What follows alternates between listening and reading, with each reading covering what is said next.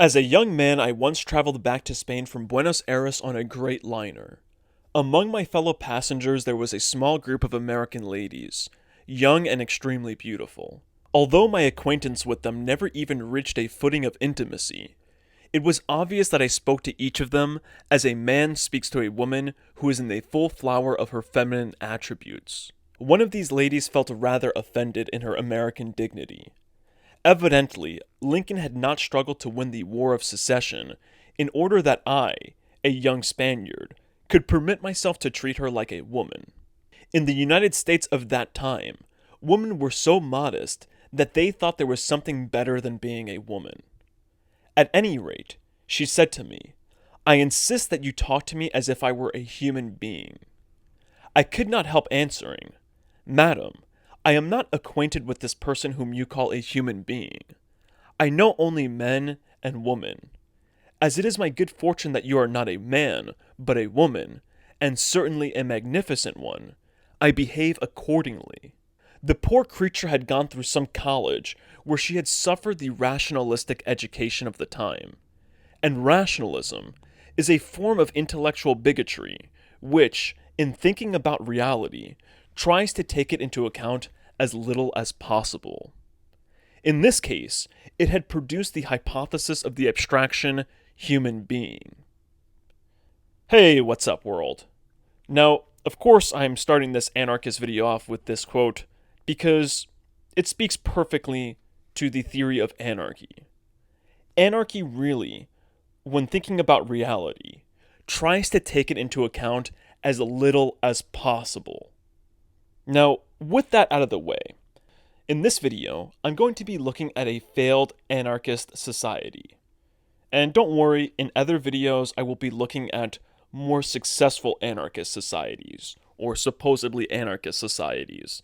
I know that any anarchist society that I point to, all of the anarchists will say, "Oh, well, that's not real anarchy."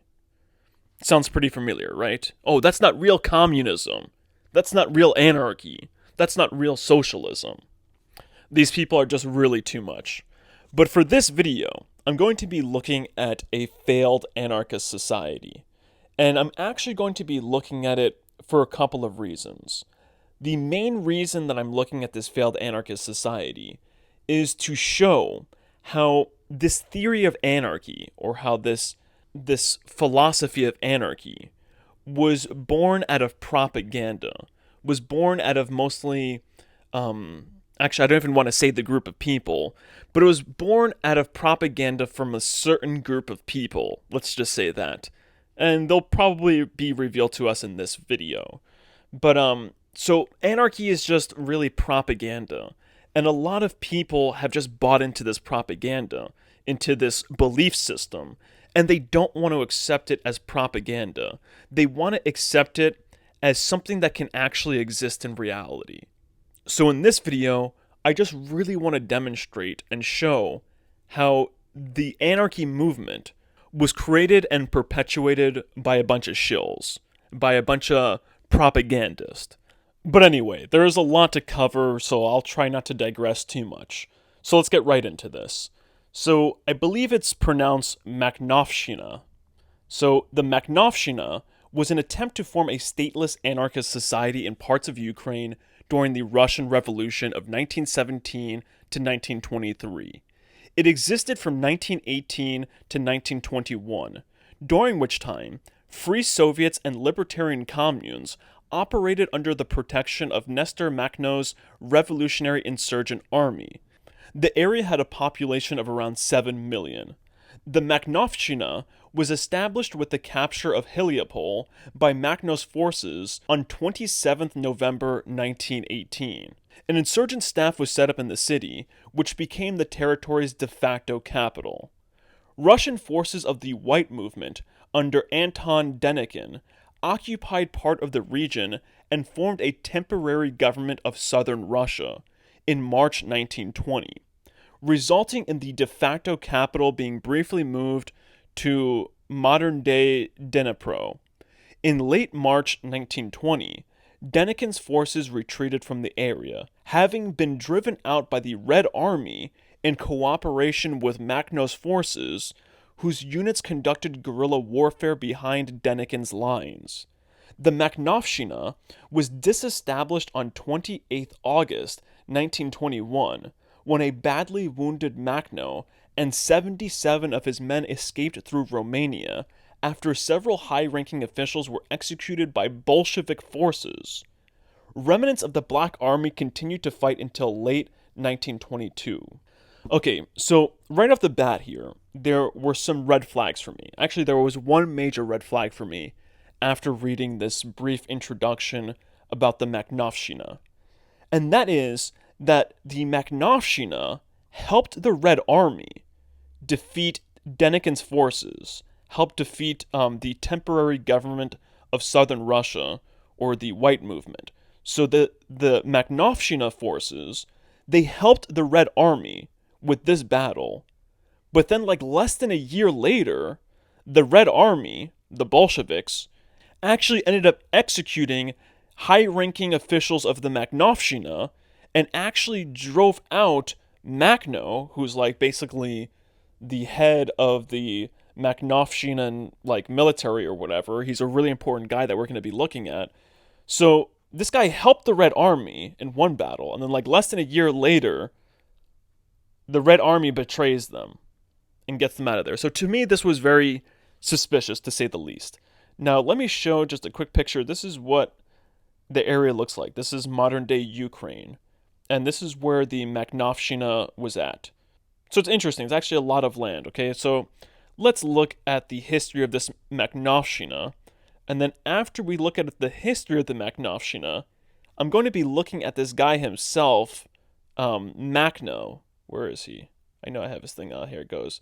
This guy, Nestor Makhno. So after I actually look at a brief history of the Magnivis, and it's a brief history, but it's a very like turbulent history. So there is a lot there. But after we look at that, I'm going to look at this guy. And this guy right here, a little spoiler alert.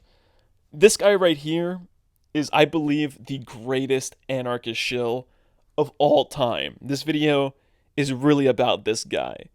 So I'm going to use a little bit of his history to prove that this whole Magnivis movement was a total freaking setup. So let's look at this real quick, okay? Let's begin with the background. What became the territory of the Magnivis was centered in the region of Zaporizhia.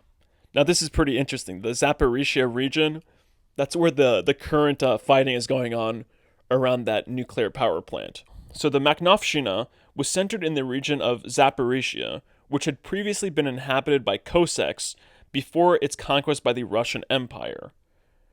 Rechristened as the province of this thing, I don't know why they use such a complicated name, land largely came to be used for agriculture, leading to the rise of a landed nobility and a middle peasant class known as the kulaks, many of whom were Black Sea Germans. Now, so you have landed nobility, and then the kulaks are, like as it says, it's a middle peasant class. So these peasants actually managed to save up enough money to buy land of their own. And these kulaks, they have they own over 8 acres. The region's poor peasants attempted to resist Stolypin's agrarian reforms, which threatened to break up their traditional communes. But by the 20th century, the region had been thoroughly integrated into the grain market and came to export nearly half of its wheat each year. I really don't like the way that's written, but whatever, it's not important. As the price of land raised, in order to prevent poor peasants from buying it, they became actively hostile to the concentration of land ownership by this is the landed nobility. I don't know why they changed the name here, but by the landed nobility and the kulaks. Now what's interesting is this assertion here, that the price of land raised in order to prevent poor peasants from buying it. It's like, no, it's not that the price of the land raised because it increased in value, because, there was work done to it, because there was reforms done, and there were things that were done to the land that caused it to increase in value. No.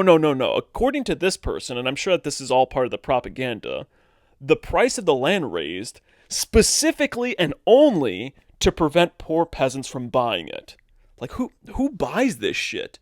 It's so funny, there's so many things that I read, and like especially that I have to read for school and stuff, and I'm just like, who buys this shit? But whatever. Let's get back to it, right? So, supported by their local governments, peasants resolved to found their own agricultural cooperatives and began trading grain in a system of market socialism. This eventually led to the development of an agricultural industry in this region. This is like the same region. I don't know why. It's basically the Zaporizhia region, which produced almost a quarter of the Russian Empire's agricultural machinery and developed the region's settlements into small industrial centers. The development of industry brought together the peasantry and proletariat for the first time, with peasants often moving to centers of industry to become wage earners and then back to their villages during times of industrial crisis. This also caused the region to become quite ethnically diverse, with Ukrainians, Russians, Germans, Jews, and Greeks all settled alongside each other. The region's common language soon became Russian, and many local Ukrainians eventually became unable to speak the Ukrainian language. Due in part to the diversity of the region's peasantry, the local Jewish population faced relatively little anti-Semitism in comparison to the Jewish communities living in right bank Ukraine. Now, right bank Ukraine, if we look at a map of Ukraine, it's basically like if like Ukraine is here, it's actually the left side of Ukraine, and basically there's like a river that runs through Ukraine. So even though it's the western side of Ukraine, the right bank Ukraine is basically like the western side of Ukraine that's right along that the bank of that river, whatever. Maybe I did a terrible job at explaining that. Where are we? Oh yeah. Due in part to the diversity of the region's peasantry, the local Jewish population faced relatively little anti-Semitism in comparison to the Jewish communities living in right bank Ukraine. It was young Jews that eventually formed the nucleus of the nascent Ukrainian anarchist movement, which became a leading force during the 1905 revolution in Ukraine. The town of Heliopol was itself hit by strike actions and a series of robberies carried out by a group of young anarcho-communists known as the Union of Poor Peasants. The group was eventually caught and its leading members arrested, with many of them being sentenced to the death penalty or life imprisonment. Okay, so that's the background history of this area that eventually has this anarcho-republic called the Magnivis, or Magnivis. I know I'm doing a terrible job at pronouncing it. Okay, so that's the background history. Let's look at the history beginning, okay? So, in the wake of the February Revolution, and by the way, the February Revolution is pretty much when the Russian Empire, or the previous rulers of Russia, were overthrown. Okay, so Ukrainian intellectuals around Mikhailo Yushevsky, maybe I'm pronouncing his name incorrectly, established the Central Council of Ukraine, which initially sought freedom of the press and education in the Ukrainian language, and eventually declared the autonomy of the Ukrainian People's Republic. Okay, now, before I move on, it should be known that this guy right here, this guy was a Ukrainian academician, politician, historian, and statesman who was one of the most important figures of the Ukrainian national revival of the early 20th century. This guy was really smart, and he was actually against the communists. But anyway, this guy here, he establishes the Central Council of Ukraine, which initially sought freedom of the press and education in the Ukrainian language, and eventually declared the autonomy of the Ukrainian People's Republic. So right after the Russian Empire fell and their control over Ukraine kind of diminished, this guy decided, you know what, I'm going to create a People's Republic of Ukraine. But when he did that, in concert with the emergence of the movement of Ukrainian nationalism, and this is what they refer to it as, Ukrainian nationalism, largely made up of social democrats and socialist revolutionaries, the Ukrainian anarchist movement also began to experience a revival, catalyzed by the return of Nestor Makhno from his imprisonment in Moscow. So when this guy is doing this, this guy Nestor Makhno comes onto the picture, and he revives the anarchist movement. Now, it should be known that the anarchist movement, just before this, helped the communists in Russia, helped the Bolsheviks overthrow the Tsarist regime, and they helped in many different ways. But we're going to see that they actually help each other again here in Ukraine. There are some people who commented in one of my previous videos on anarchy. I had mentioned that anarchists and communists have had this relationship, and somebody had commented and they were all like, no, communists and anarchists, they hate each other. Anarchists were totally against communists. And what it is that these people, they just have bought the propaganda. There's propaganda that's out there, and these people have bought into that propaganda. And if they didn't buy into the propaganda, then they're probably just propagating the propaganda themselves. And you're going to see right now, it's all propaganda. So let's look at this, okay?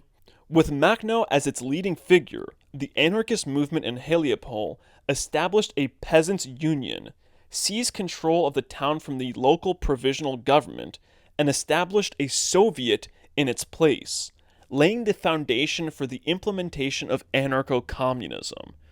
Now, let me just kind of explain all of this. I want people to really understand what is happening here. So, Makhno, he came in and he established a peasants' union in this place, Heliopol. Then he used this peasant union, and we'll be seeing that later when we look at him, to seize control of the town from the local provisional government. And the local provisional government, they're basically like the remnants of the previous Russian government. This is like the remnants of the Russian Empire's previous government. And they're not communists, they're against communism, they're against anarchy, and they're sort of, I guess you can say, Russian nationalist of sorts. So he seized control of the town from these people. They weren't actually headquartered in this area. They just had, they were just basically like an organ of this provisional government. And then he established a Soviet. Now, a Soviet, if you look up what a Soviet is, it's actually just like a council. It's like a more complicated city council. It's like a council where people, they go there and they participate in like a democratic process. And this Soviet, they then like basically make decisions through this council. And it's supposed to be done in like a democratic way. And in this place, it's, I'm pretty confident, done in a democratic way. Like from my research, if I'm remembering correctly, it was done in sort of a form of a direct democracy. So then he established a Soviet, which is just a council, basically like a town council, in its place, laying the foundation for the implementation of anarcho-communism. According to this guy, Michael Mallet, Heliopol was moving leftwards at a faster pace than elsewhere, with the town successfully organizing a May Day demonstration and even declaring its support for the workers' uprising in Petrograd. And Petrograd is it's St. Petersburg. It's Leningrad, which was at this time, I think it was the capital of Russia at this time. Whatever, it's the second largest city in Russia, okay? So while this other Soviet, there's another Soviet in this region, still supported the provisional government. So anyway, so the young Magnivis movement undertook the seizure of land from the Russian nobility and kulaks in Heliopol and redistributed it to the peasantry, aiming to abolish the concentration of land ownership. You know, it's funny because it's like anarchists, right? They're all like, oh yeah, anarchy, man, it means without rulers, right? You know, yeah, it's without rulers for like the common people.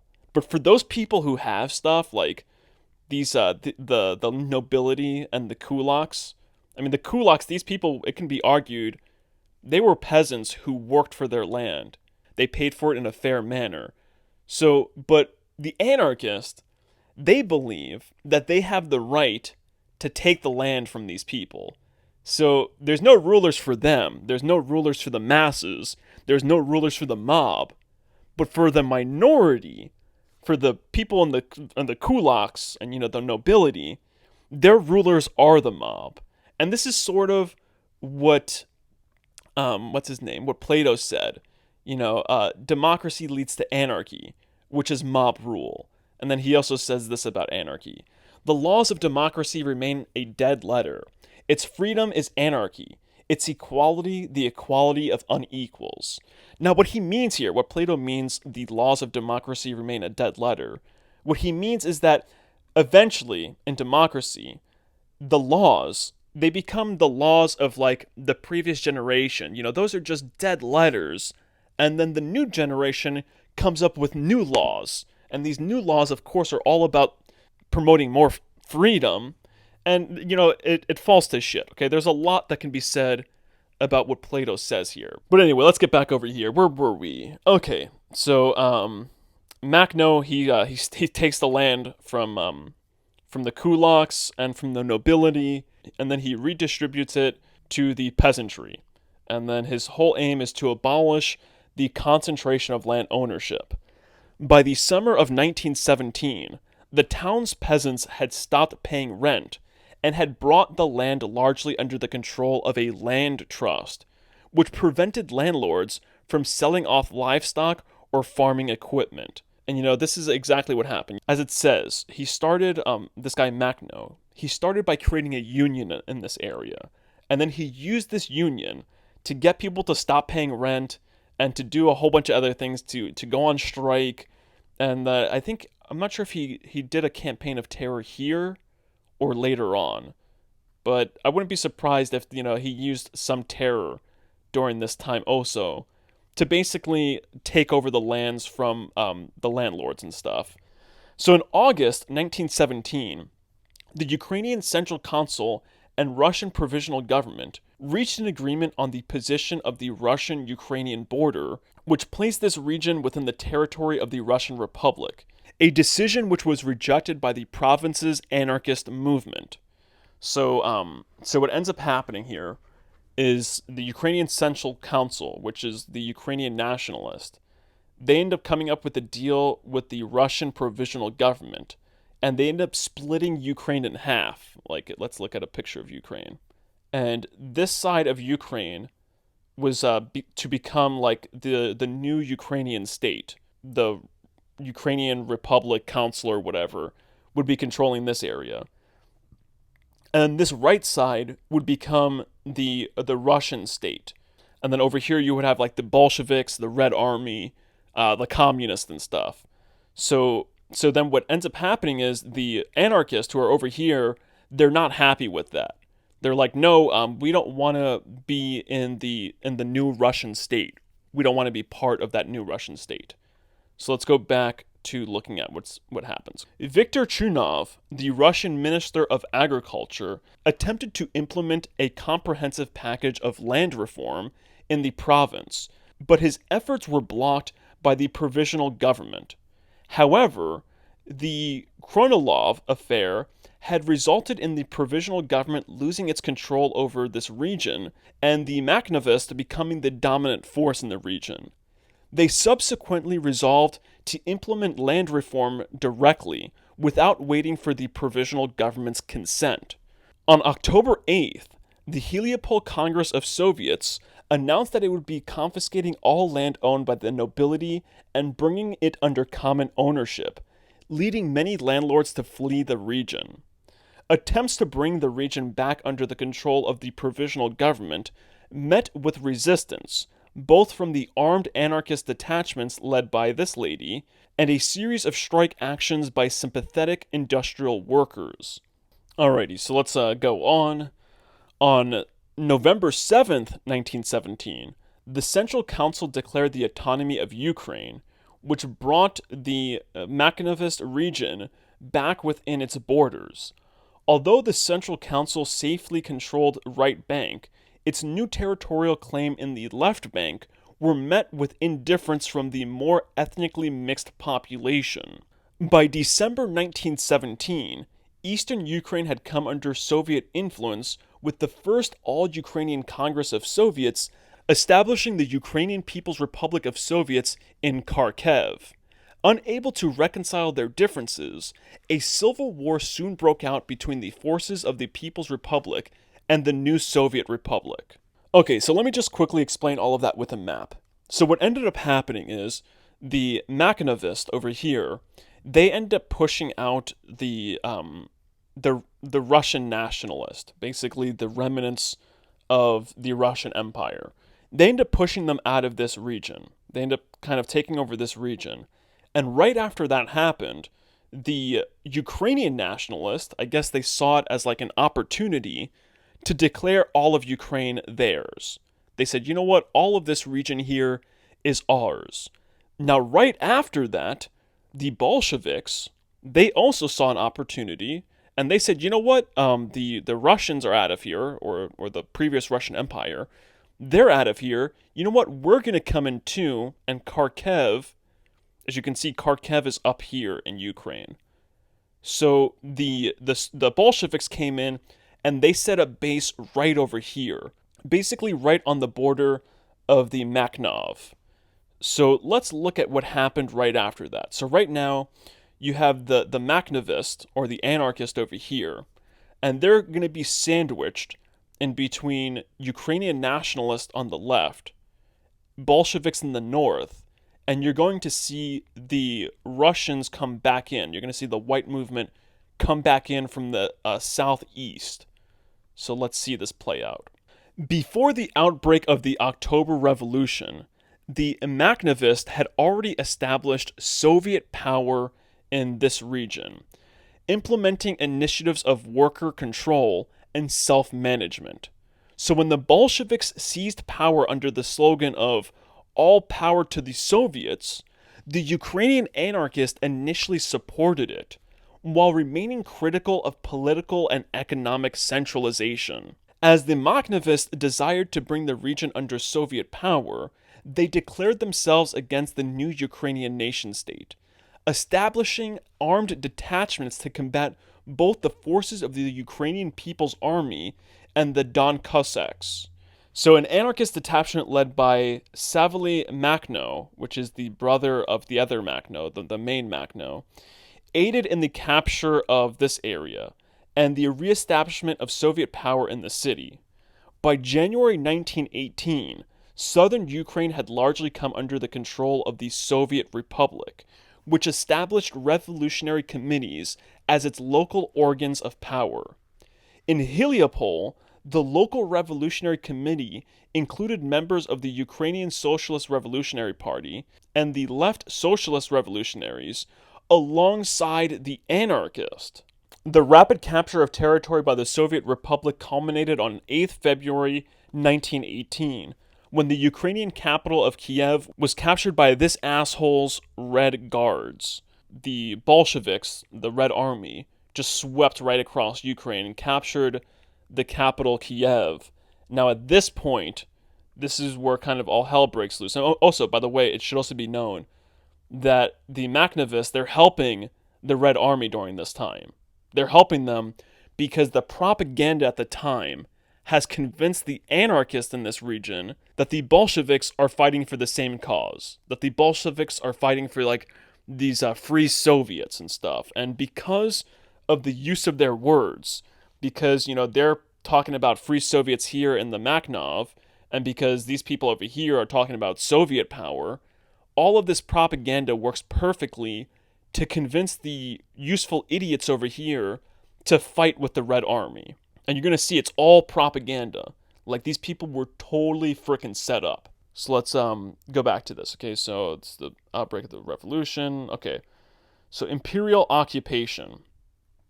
February to November 1918, okay? Just one day after the fall of Kiev, the Central Council of Ukraine signed a peace treaty with the Central Powers. Now remember, that's the Central Powers I was talking about, which is the German Empire, Austria-Hungary, the Ottoman Empire, and the Kingdom of Bulgaria, which invited the Imperial German Army to invade Ukraine and oust the Soviets from power. The Red Guards were unable to halt the Imperial advance, which within a month forced the Bolsheviks to negotiate their own peace treaty, with the Central Powers ceding control of Ukraine to the German Empire and Austria-Hungary. So what ended up happening is the Soviets, after coming through here, and this is what's crazy. So you had this group, right? You had this group here that was creating an actual Ukrainian state. a Ukrainian state that wasn't going to be following communism or anything like that. And then what ends up happening is the Bolsheviks end up going to war with this Ukrainian state. And then that war ends up being totally pointless because this Ukrainian state ends up inviting the German Empire in, and the German Empire ends up pushing the Bolsheviks all the way back. And the Bolsheviks at this time, they decide, you know what, okay, we'll give all of Ukraine to the German Empire.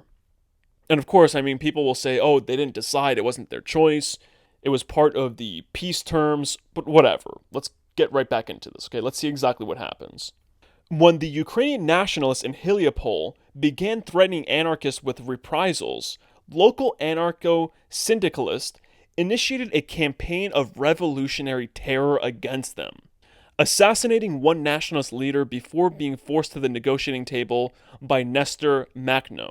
The nationalists subsequently began planning a coup, threatening pogroms against the local Jewish community in order to bring them on side.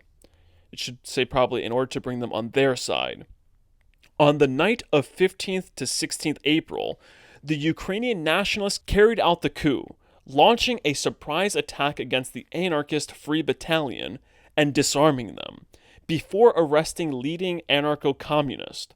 The following day, a demonstration managed to secure the release of the arrested anarchists, but were unable to organize any armed defense of the town, which was soon occupied by the Austro-Hungarian army.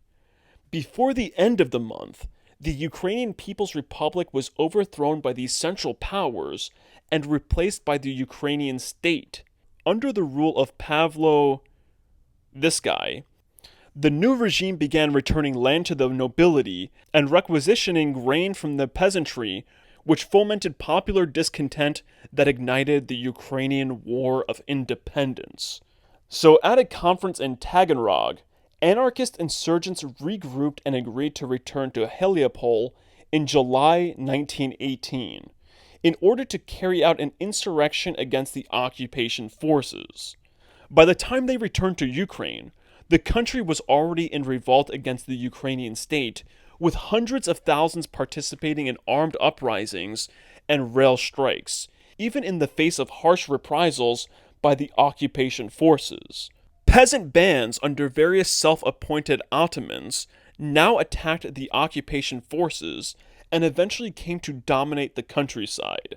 Some defected to the Directorate or the Bolsheviks, but the largest portion followed either the Socialist Revolutionary, this jerk-off, and you can see this jerk-off, he's doing the whole hidden hand thing, or the Anarchist Flag of Makhno. On 30th September, insurgent detachments led by Nestor Makhno and this person linked up at this place and defeated the occupation forces in battle. When the November Revolution brought World War I to an end, the occupation finally began to melt away.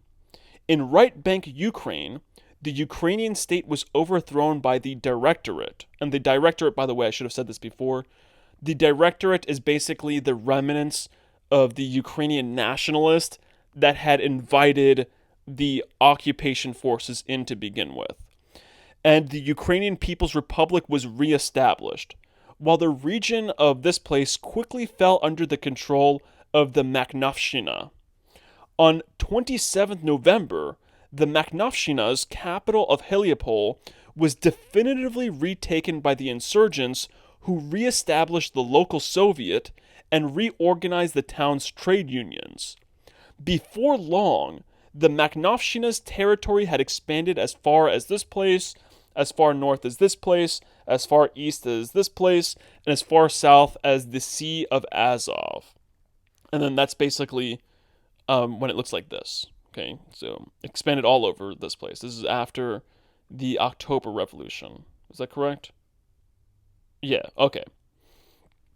So anyway, let's get back now to the first Magnivis period. So the end of the imperial occupation and the fall of the Ukrainian state allowed the Magnivis to shift its emphasis from military campaigns towards political concerns, transforming the movement from a destructive peasant uprising to a social revolutionary movement.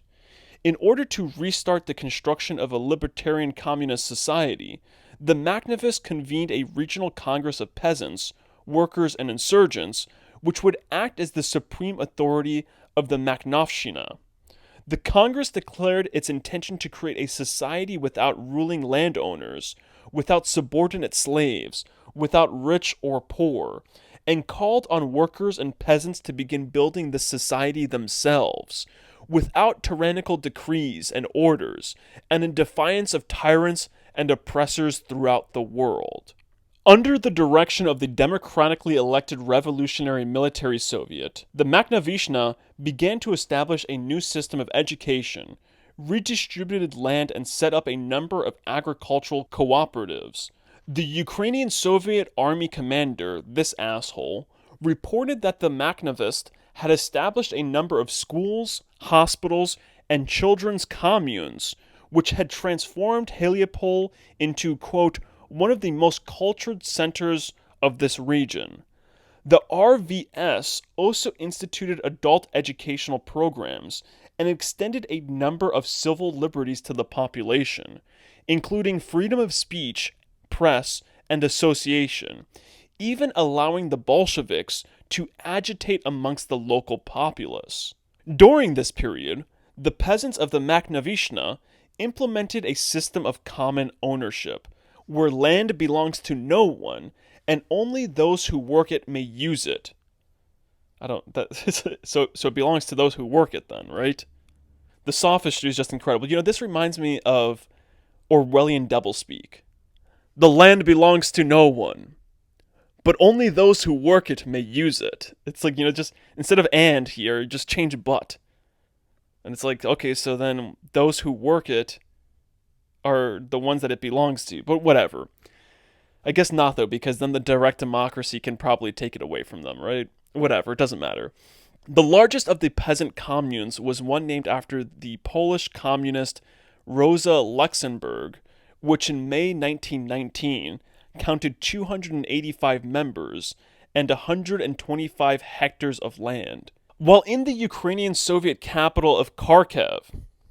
Okay, now here is where things begin to get interesting, okay?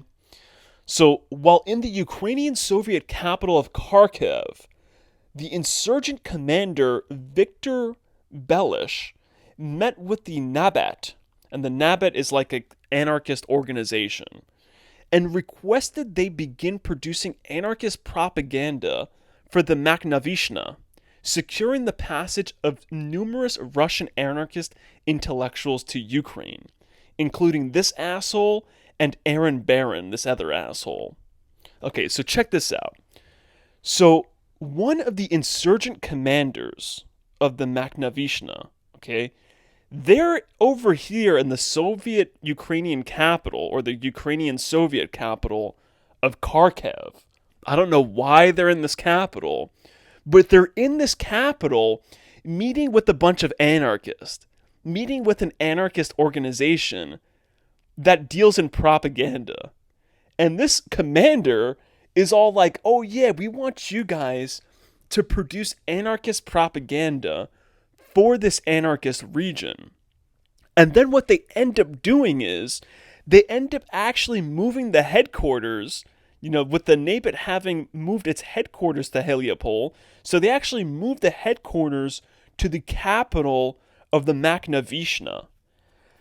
And anarchist newspapers such as the Road to Freedom and the Magnivis Voice quickly began circulating throughout the Magnivis territory, widely publicizing anarchist ideas.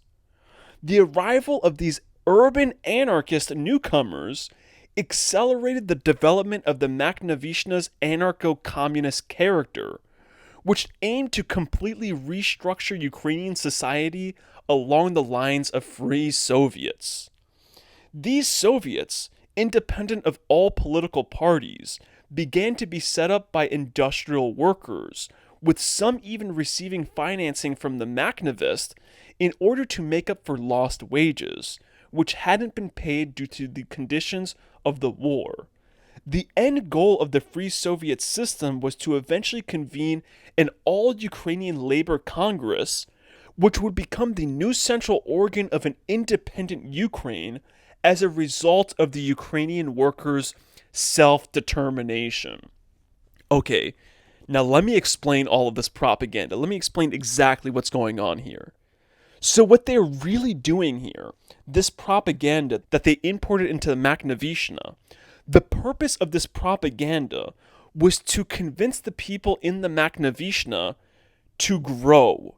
They were basically trying to convince them that they had to be part of this greater Ukrainian plan, that they had to be part of this greater independent Ukraine that would be entirely made up of like the workers' self-determination, or that would be entirely the product of the workers' self-determination. Now, all of this, of course, is propaganda. Now, you have to ask yourself, what is the purpose of this propaganda? And we're going to see the purpose of this propaganda very shortly. Around this time, the Bolsheviks finally broke the treaty of this bullshit and ordered the Red Army to invade Ukraine, with Christian, this douchebag, proclaiming the establishment of the Ukrainian Soviet Socialist Republic in Kharkiv. Okay, so at this time, the socialist or the Ukrainian Soviet, what was it? What did they refer to it? Oh yeah, the Ukrainian Soviet capital of Kharkiv. It wasn't really official. But what ends up happening is right around the time, right after pushing this propaganda into the Magnivis and convincing the people in the Magnivis that they should be part of this greater idea, right after this, the Soviets broke their treaty with the Ukrainian nationalist and attacked the Ukrainian nationalist. So as the Magnivis had found itself surrounded by the Ukrainian People's Republic and South Russia, the Magnivis resolved to form an alliance with the Bolsheviks in order to maintain Soviet power in the region. Although they explicitly ruled out a political alliance and held that their pact was an exclusively military endeavor, now integrated into the Red Army, the Magnivis secured and expanded their territory with the capture of this place, this other place, this other place, and this other place. Okay, I'm going to pause here and explain exactly what happened, exactly once again, okay, because it's so important, because what happened here, it's so muddy, the waters here are so fucking muddy. I'm the filter. I have to clean up all of this mud. So let me explain to you exactly what happened, okay? So the Magnivis, they're over here, they appear to be running pretty autonomously. The Ukrainian nationalists in the West, they don't really seem to be screwing with them. There's no armed conflict in between these groups. But the Bolsheviks come in with their propaganda, and they start to convince the Magnivis that they have to be part of this greater Ukrainian plan of liberating Ukraine for Soviet power, okay? So what the Bolsheviks end up doing is they end up coming in and attacking the Ukrainian socialist over here. Not the Ukrainian socialist, the Ukrainian nationalist over here, who are basically socialist in a lot of ways. They're mostly left-leaning, but whatever. So they attack them over here. Now, at the same time, there's a resurgence of South Russia over here.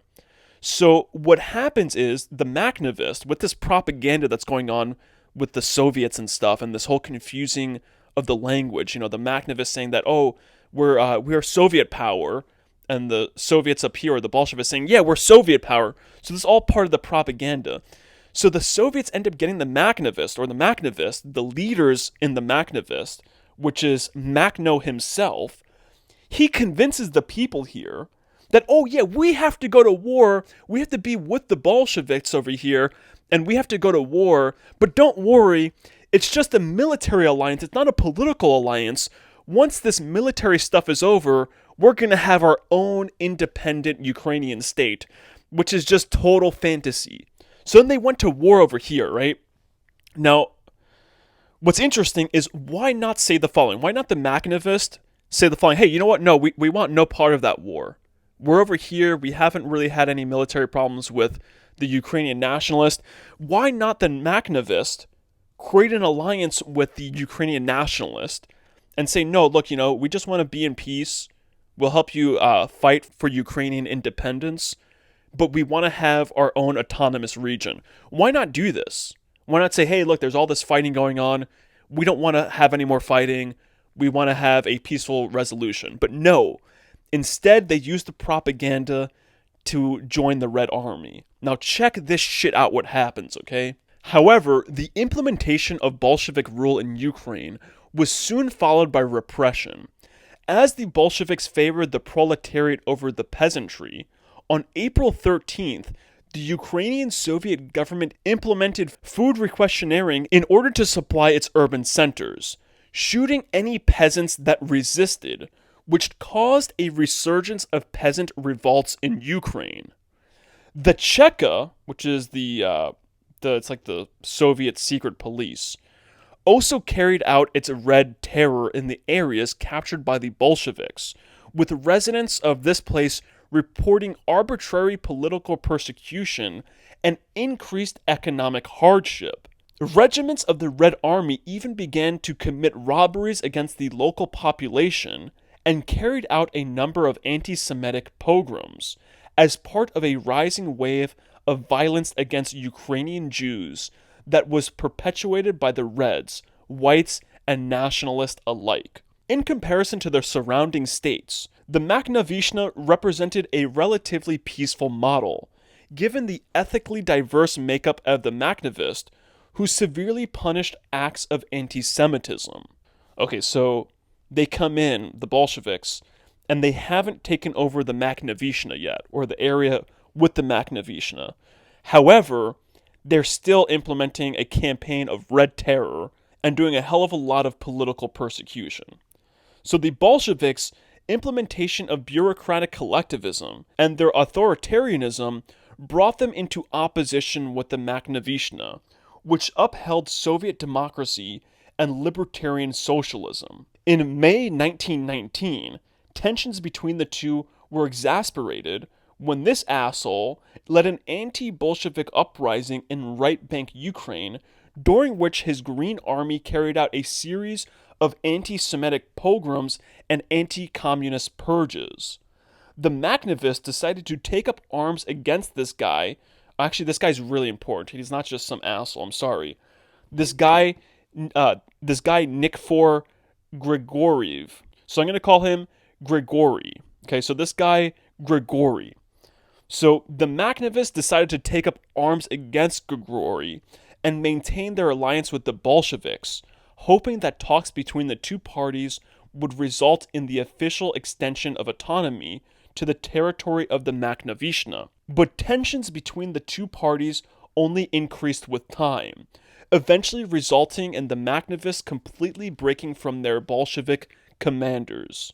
Now, I'm not sure if this incident with this guy, Grigory, and by the way, you can see the hidden hand with him too. Now, I'm not sure if this incident with him occurs now or later, but a very interesting incident occurs with this guy, and that is that this guy, Makhno, the guy who's like basically the head of the Magnivis, this guy Makhno basically totally sets this guy up and betrays him and does so for the Bolsheviks, and it actually really helps the Bolsheviks. Alrighty, let's go and look at the next part, which is the White Occupation.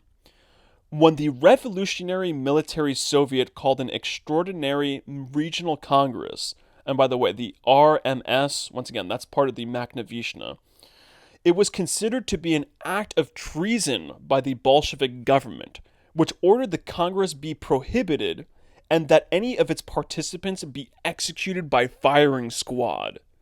The Bolsheviks subsequently attacked the Magnivis, killing a number of the Magnivis general staff and forcing the insurgents to flee, which began a period of guerrilla warfare in the region. By June 1919, the autonomy of the Magnivis had been suppressed by the successive Red Terror and White Terror. So check this out. So after the Magnivis had helped the Bolsheviks, there should have been a period of relative rest, and in that period, the Revolutionary Military Soviet attempted to call another regional congress. And I believe that this would have been like their 5th regional congress or something like that. But when they went to call this regional congress, which is something that they did before, the Bolsheviks were like, hell no. If you call that regional congress, that will be an act of treason, and anybody who attends it will be executed by firing squad. So it was at this time that the white movement broke through the Soviet lines in Donbass, with the Cuban Cossacks under this asshole, leading an attack against Heliopol, capturing the town from the Magnivis. As the Red Army had also declared war against the Magnivis, labeling Heliopol a paradise on earth for cowards and good-for-nothings, the local insurgents were left without Bolshevik support, and many peasants were forced to defend the town themselves, armed only with farming tools and a few rifles. So the Cossacks massacred the peasant rebels and raped 800 of the town's women, before restoring the property rights of the former landowners, causing a mass exodus of the town's peasantry. The Magnivis fled to the right bank Ukraine and linked up with Gregory's Green Army. But after revelations of the Ataman having committed anti-Semitic pogroms, the Magnivis assassinated Gregory and began rebuilding their forces to take on the whites. By September 1919, the Magnivis had been pushed back as far as Uman, the last stronghold of the Ukrainian People's Republic. In order for their wounded to be tended to, the Magnivis formed a temporary alliance with the Directorate before turning back around and leading an attack against the General Command of the Armed Forces of South Russia. After that battle, the tide turned against the whites, and the Magnivis pushed back into their region, which was brought back in under the control of the Magnivis on 11th November 1919. Okay, so this is actually the Gregory Incident. Okay, so what happened here with this guy Gregory is actually even more interesting than I remember. I kind of screwed up the explanation that I gave before. So here is where Makhno betrays Gregory. So remember, the Bolsheviks wanted Makhno to fight Gregory's Green Army before. And the Magnivis basically agreed. They basically agreed to take up arms against this guy Gregory. Okay, but after the Bolsheviks abandoned them, after the Bolsheviks abandoned the Magnivis, and the Magnivis were actually getting attacked by the Bolsheviks, and also getting attacked by the whites, Makhno decided to make an agreement with this guy Gregory. Now, when you look into the details of it, it was a total betrayal, and exactly what you would expect from a shill. So what Makhno ends up doing is, at a conference with this guy Gregory, he's pretending to be all cool with this guy Gregory and stuff, and then at a meeting, in like the plain view of the public, Makhno accuses Gregory of taking part in pogroms and of basically being an anti-Semite. And then he actually kills him right there. He doesn't allow Gregory to defend himself or anything like that. And the story goes that when Makhno was making these accusations, Gregory reached for his revolver to probably shoot Makhno, but before he could pull his revolver out, another one of Makhno's officers ended up gunning Gregory down. So there was this massive betrayal, and this was actually another huge benefit for the Bolsheviks, because this guy Gregory was actually a thorn in the Bolshevik side. He was actually, it says here, he was taking part in anti-communist purges, and he was also leading an anti-Bolshevik uprising. Okay, so this guy Gregory was a major problem, and Makhno basically assassinates him in the most cowardly way possible. He makes these accusations against him, and then just kills him on the spot, and then basically takes his army, and interestingly enough, where does he take his army to? He takes his army to the people he was just fighting before. The Ukrainian nationalists. There's like one last remaining stronghold of these Ukrainian nationalists, the Ukrainian People's Republic. He goes over there, and these people are actually so kind, and they're actually so level-headed, that they actually provide Makhno with aid. They actually give him aid. They patch up his forces, and then his forces head back east. Makhno's forces head back east, and then ends up attacking the white movement. not even attacking the Bolsheviks. They end up attacking the white movement, which is another thorn in the side of the Bolsheviks.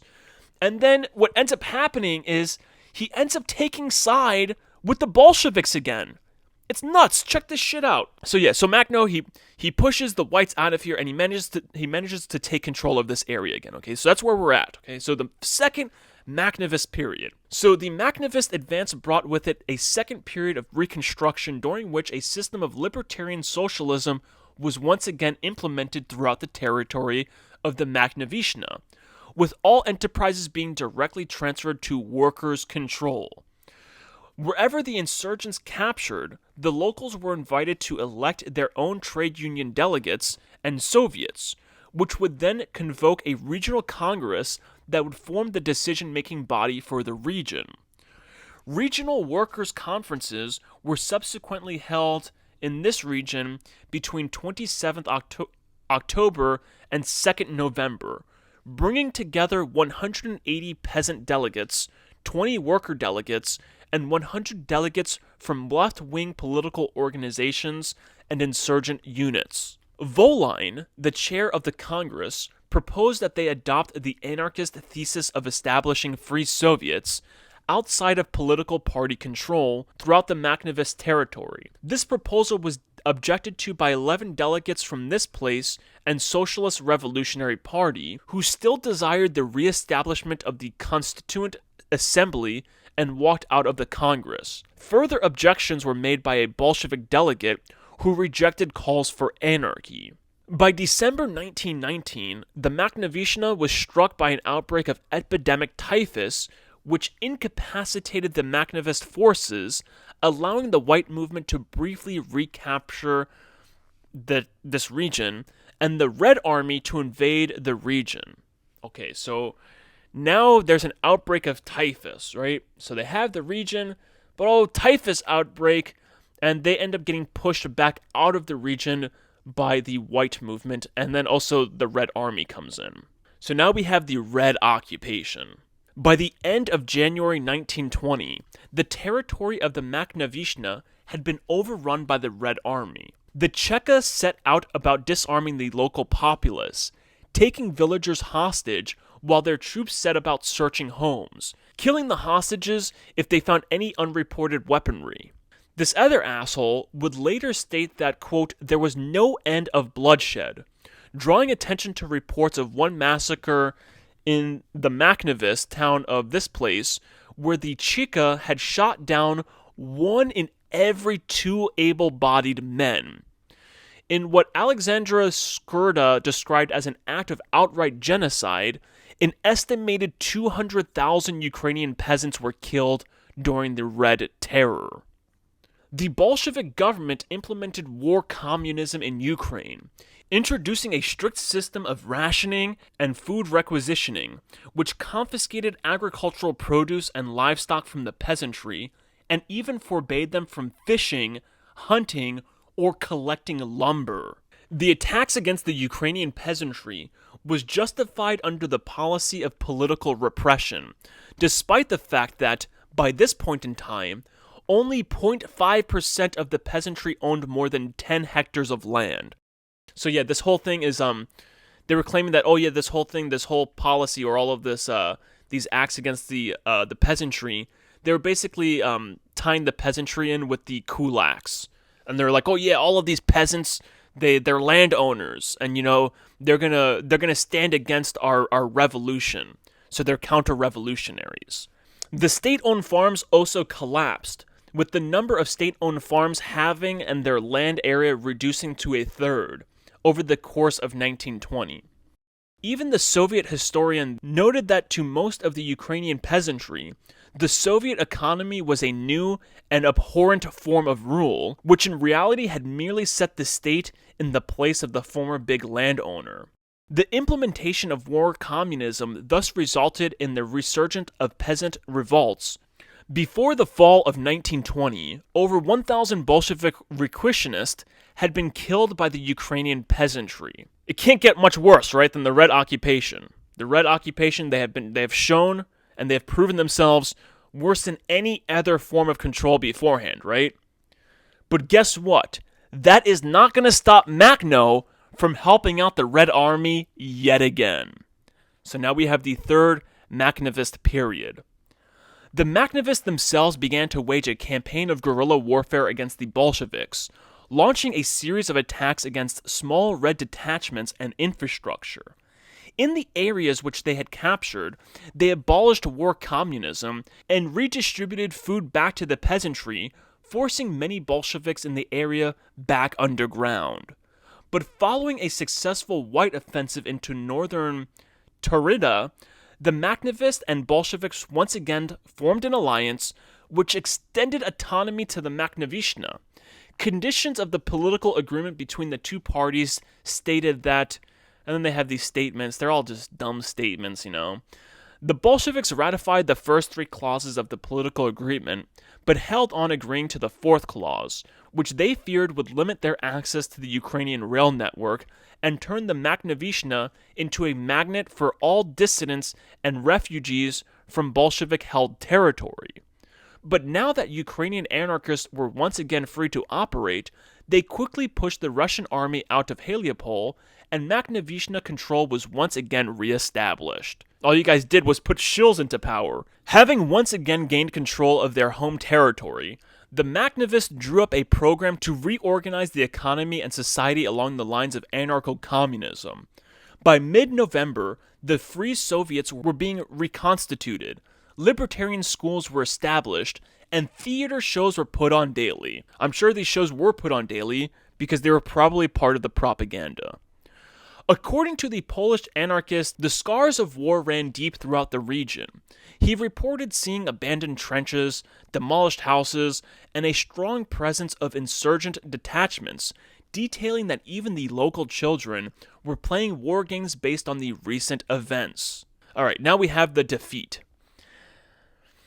After Simon's attachment, this guy, he was basically the commander of the Magnivist army when Makhno himself wasn't the commander. So after Bag's detachment assisted in the siege of this place, which had forced the army of Wrangel to evacuate from Crimea, the Bolsheviks turned against the Magnivishna on November 26, 1920. Many prominent Ukrainian anarchists were arrested and shot, while the Magnivist capital of Heliopol was itself captured by the Red Army. The Cheka also intensified the Red Terror in Ukraine, ordering the Southern Front to search and disarm peasants and to shoot any that resisted. They also purged the district of any suspected Magnivist, arresting the entire Revolutionary Committee in this place and executing a number of its members for allegedly collaborating with the Magnivists during the Ukrainian War of Independence in 1918. Wow, that's incredible. So, they came here, and they actually even executed people who had collaborated with the Magnivist years before, 2 years before. So, in the place of the liquidated Free Soviets, the Bolsheviks established committees of poor peasants to take over local administration of Ukrainian villages. Hoping to keep the Magnivishna safe from reprisals, the insurgent army retreated into right bank Ukraine, then moved on north, passing through this place, this other place, then this other place, before returning to this other place in February 1921. Once again on their home turf, they aimed to spread the Magnivishna to new territories and to establish reliable insurgent bases throughout Ukraine. However, the Bolshevik government's implementation of the new economic policy resulted in many Ukrainian peasants losing their will to fight, leading to a series of military defeats and the dwindling of insurgent forces. On August 28, 1921, Nestor Makhno's forces fled to Romania, leaving the country entirely under the control of the Ukrainian Soviet Socialist Republic, which is what I believe was his purpose the entire time. Now, this video is already way too freaking long for me to now look at this guy's story, look at his history. But trust me, if you look at this guy's history, you will see that he worked with the Bolsheviks as a propagandist. Even in one of these periods, I forget which one it was, but before the Magnivishna was totally destroyed, Actually, it was before the Red Occupation. Right before the Red Occupation, and actually, like, right before the second Magnivis period, like, right after the Red Army had committed all these other atrocities, in between here, I think it was, like, right before October 1919, yeah, because that's when he went back. So right before this, he was actually on the Soviet side, he was actually on the Bolshevik side, working as a major propagandist. He was working in, like, very top-level positions with the Bolsheviks, and he even talked one-on-one with Lenin. Okay, I mean, there's so much to this, but essentially this guy was a massive shill, and it appears like his purpose was to have Ukraine turned over to the Bolsheviks in the end. You know, at the beginning, you had this group in Ukraine, these Ukrainian nationalists, who decided to declare Ukraine independent. And they did this, like, right after the February Revolution. So it was too late for the Bolsheviks to really lay claim here. You know, they had already set their presence, these people here. So Makhno, his purpose was to create, like, a counter-rebellion inside of Ukraine, to use this anarchy propaganda that had already existed in this region. There was already basically a satellite of anarchists in this region from 1905. Remember, when we looked at the prehistory of the Makhno movement, we looked at the anarchists that were, remember, started by mostly Jews, remember? We looked at them, 1905 revolution in Ukraine. So they already had a satellite of basically anarchist and communist over here. So what happened was they activated this cell over here. And this cell, its purpose was to actually get Ukraine back into the hands of the Bolsheviks, but not only get Ukraine back into the hands of the Bolsheviks, but also deal with a lot of the Bolsheviks' enemies. These Magnivists, they ended up going to war with their own brothers over here. They're basically at war with their own brothers trying to create an independent Ukraine. They go to war with them, which helps the Bolsheviks. They go to war with South Russia, which helps the Bolsheviks. Meanwhile, in between all of this, the Bolsheviks are dicking them down time and time and time again. And it was just, in my opinion, it was a massive conspiracy. There was a massive counter-operation going on here.